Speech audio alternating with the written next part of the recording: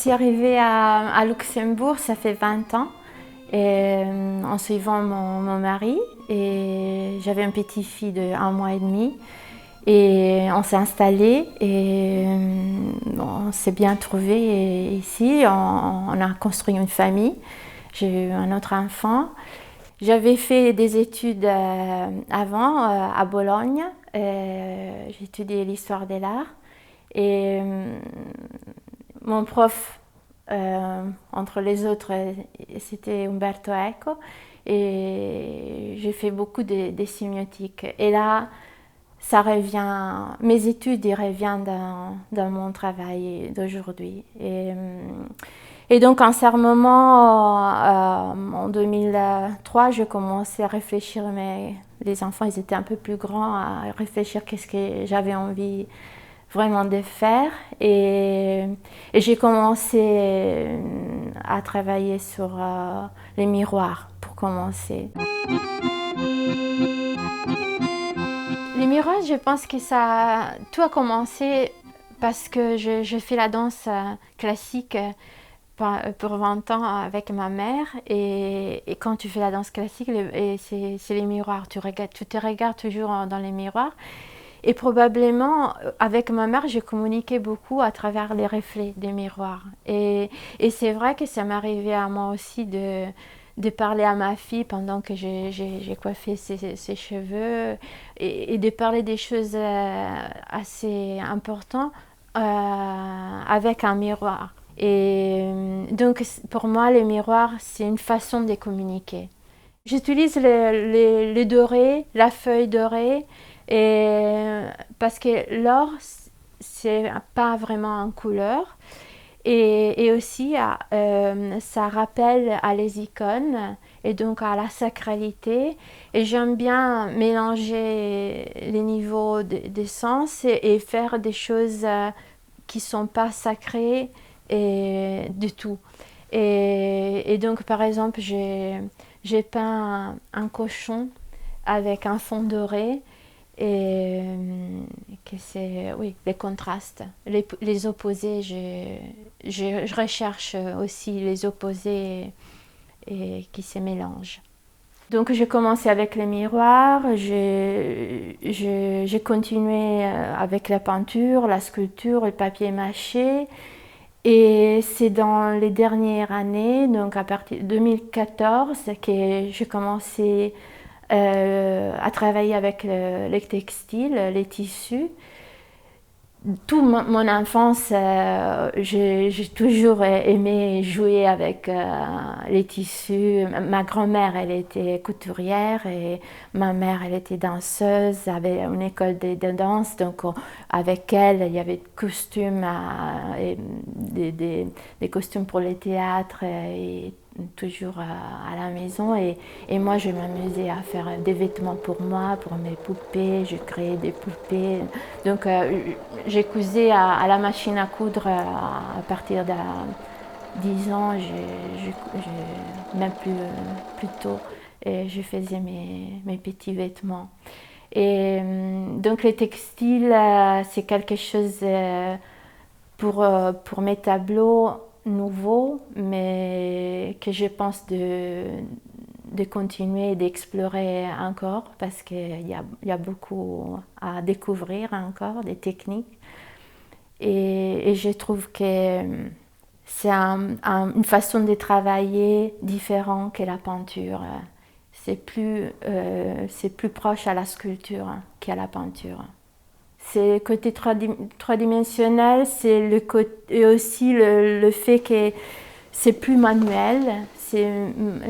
Ça demande moins de concentration intellectuelle et c'est un travail plus des tripes, comme un peu la sculpture. Et que je trouve ça apporte à Louvre quelque chose vraiment de profond et que ça communique avec une communication plus immédiate. Dans mes tableaux, aux migrations en papier, le public peut toucher et il y a des choses à découvrir comme un jeu. Il y a aussi une stratification des sens, des couches, des différents sens qui sortent, même en bougeant les choses. Mon père, il était un artisan et il construisait des machines incroyables pour des analyses scientifiques. Donc, il faisait de la boîte en métal de l'ordinateur à software pour bouger la machine qui c'est à rayon X. Et donc, il était un peu un scientifique fou. et quand il est allé en retraite, il m'a donné du matériau, des choses voilà, que moi j'intègre dans mes sculptures. Et ça vient de là aussi, ma capacité, le fait que je pense que tout ce que je peux imaginer, à la fin, je peux arriver à le construire. J'utilise les décors, les couleurs vivantes, des arabesques, le doré. Et dans mes tableaux, même si après, le message, c'est pas si gai au joyeux. Et j'aime bien mélanger le côté bouleversant de certains tableaux avec une esthétique agréable et joyeuse.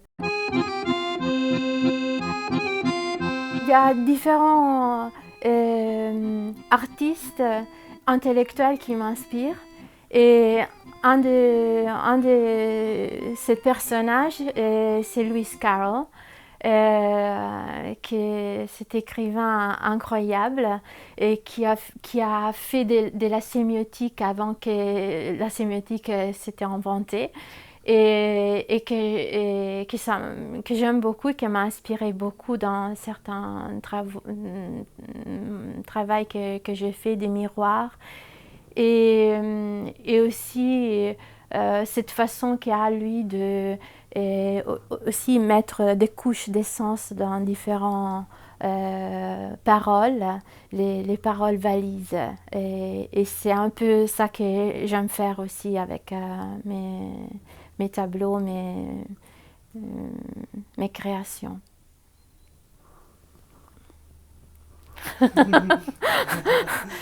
Et ici, pour moi, c'est un peu Wonderland.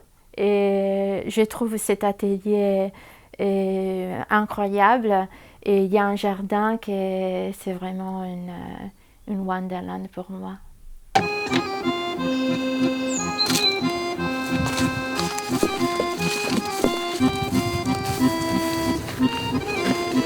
J'ai reçu cet collier.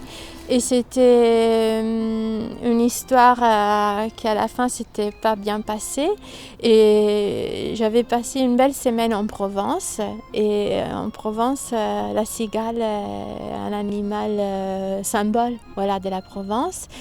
Et donc je me suis dit, je dois transformer cet un peu échec en quelque chose de beau et de constructif.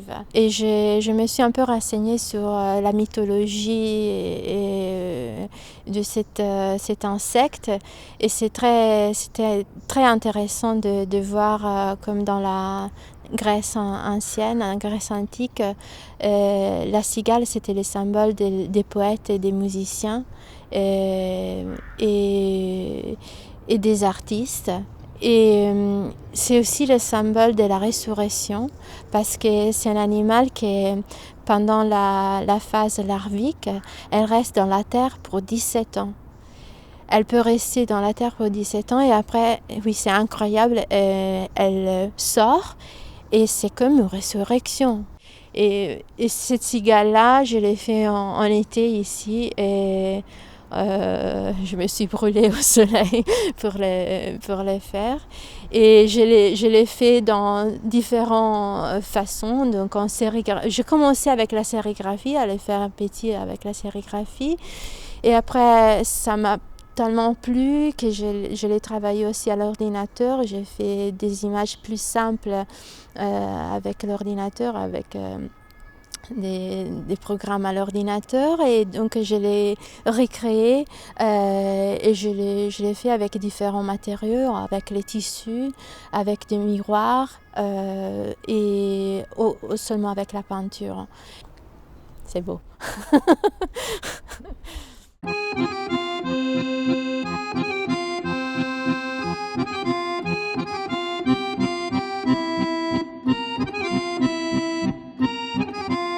Le titre de cette expo, c'est Male Female. Et c'était conçu avec les centres de documentation des migrations humaines de Dudelange. J'ai travaillé un an et dans le cadre des migrations humaines, le thème du genre, c'était important parce que beaucoup de migrants, beaucoup de réfugiés partent dans leur pays à cause de choix sexuels. Et donc c'était intéressant de faire une réflexion sur les genres dans ce contexte.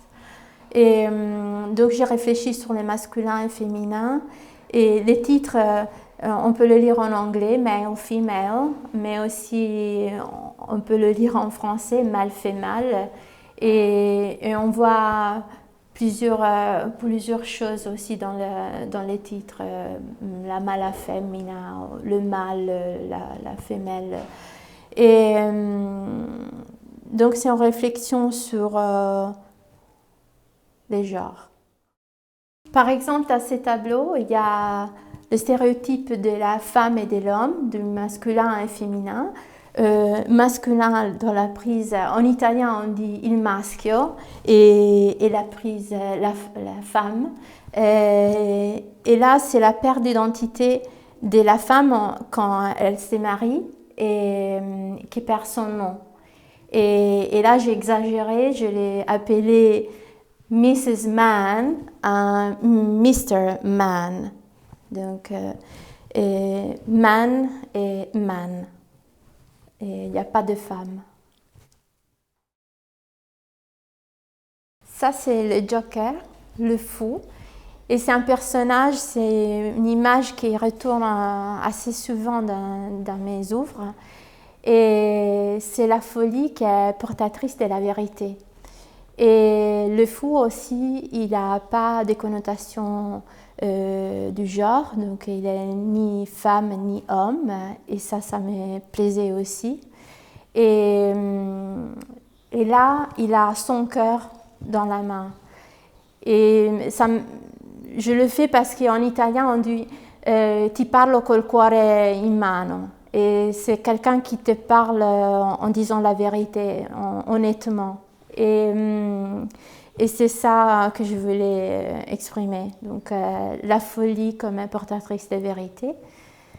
Et il est à tête en bas, en reprenant l'iconographie de l'écart du tarot, du pendu, qui voit aussi le monde d'un autre point de vue, donc à la tête en bas.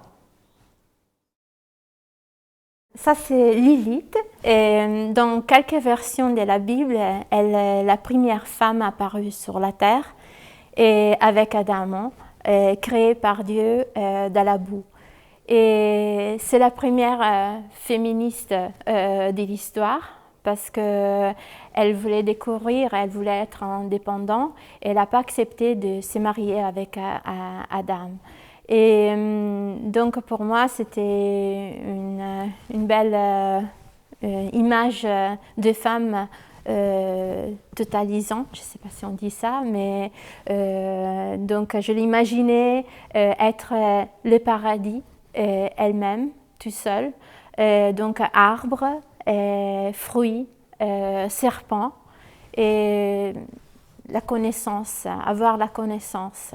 Et La technique que j'ai utilisée, c'est une technique que j'ai découverte en travaillant et j'ai développé.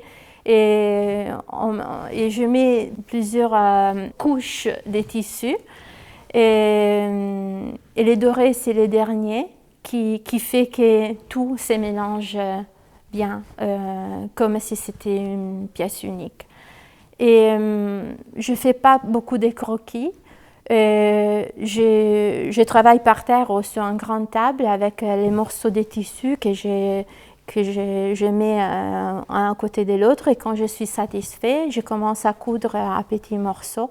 Et après, je passe à la machine. Le titre de ce tableau, c'est Libération. Il y a beaucoup dedans. Je ne sais pas expliquer rationnellement tous et je ne sais pas pourquoi j'ai mis toutes ces choses-là, tous ces éléments. Et c'est un tableau à découvrir. Donc il y a beaucoup de petites choses qu'on peut bouger et pour découvrir qu'est-ce qu'il y a en dessous. Il y a les parents que je fais comme les crucifix, mais la culture, on peut l'interpréter comme on veut. Et c'est intéressant de bouger ces tableaux.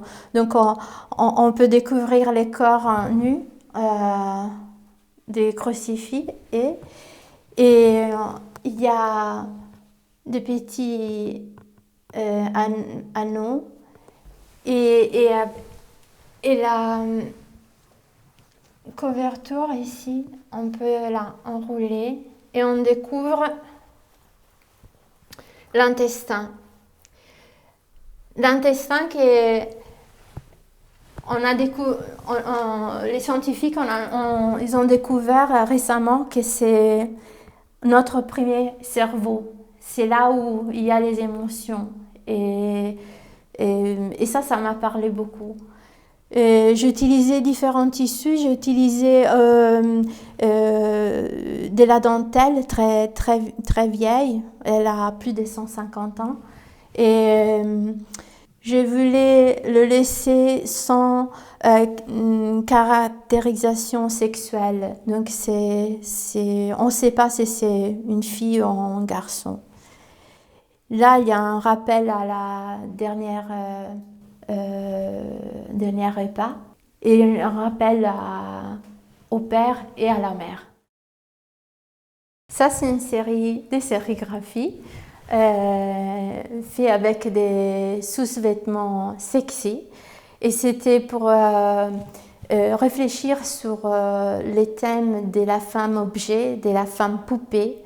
Et je me suis inspirée au vieux jeu des poupées en papier, en carton. Quand j'étais petite, je jouais beaucoup avec cette poupée en carton, en les habillant avec des vêtements en papier qu'on coupait en suivant les lignes pointillées du papier. Et là, le titre, c'est Tagliare lungo la linea tratteggiata. C'est exactement ça. Et voilà, c'est pour parler de la femme poupée, de la femme objet. La croix, c'était après une discussion avec un homme qui me disait que vous, féministes, vous crucifiez les hommes. Et donc, j'ai dit, bon, je vais essayer de faire un Christ parce que j'ai besoin... Bon, ça faisait un peu de temps que je voulais le faire et là, ça démarrait quelque chose. Donc, j'ai commencé à faire Christ. Et quand je l'ai vu, je l'ai terminé, je l'ai vu sur les paviments comme ça, avec les bras ouverts. Et je dis, mais c'est pas seulement l'homme qui est crucifié, c'est aussi la femme qui est crucifiée dans cette... société, dans notre culture, stéréotypes et autre chose. Donc, je fais aussi une femme Christ. Et après, je l'ai vu tous les deux par terre, comme ça, je me suis dit, quand même, je devrais trouver du positif, ou faire quelque chose. Et j'ai vu aussi que les bras ouverts peut être aussi quelqu'un qui s'embrasse ou qui veut s'embrasser. Et alors je l'ai mis, et après j'ai pensé à les mettre dos contre dos. et de faire tourner la croix pour penser que le fait qu'il tourne, ça mélange les corps. Donc c'est un mélange des masculins et féminins. Et les titres, je n'ai plus pensé Christa et Christo, mais j'ai donné les titres Agapé, que c'est les noms que les Grecs utilisent pour décrire l'amour divin. Et pour les Grecs, il y a 3 différents types d'amour. C'est l'amour érotique, Eros, l'amour de la mère pour son enfant ou de frères et sœurs. Et Agapé, c'est l'amour divin qui est supérieur, qui est, voilà. Et ça, c'est du papier cousu, c'est papier peint cousu à la machine.